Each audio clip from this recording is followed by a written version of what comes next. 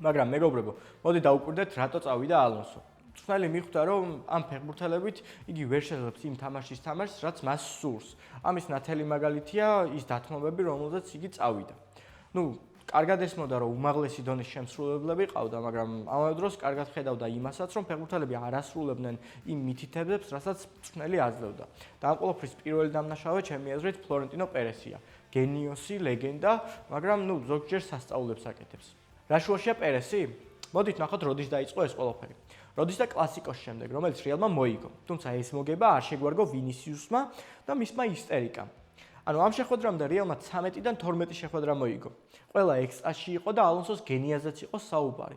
და უეცრად 5 შეხვედრა, 3 ფრე, 1 წაგებული თამაში და დაკარგული უპირატესობა ბარსელონასთან. ისტერიკა ფეხბურთში ახალი ამბავი ნამდვილად არ არის და არც ვინისიუსგან გაკვირვებია ვინმე მისი მსგავსი საქციელი.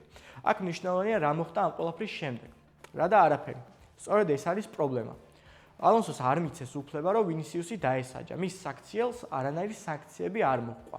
სწორედ ამაშია პრობლემა.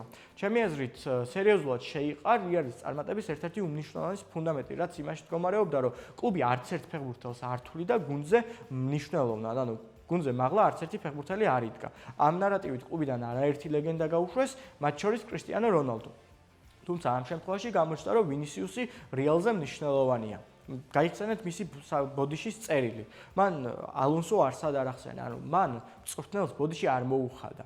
ეს ყველაფერი რა თქმა უნდა სხვა ფეხბურთელებმაც დაინახეს და ალონსოს ავტორიტეტმა ვარდნა დაიწყო.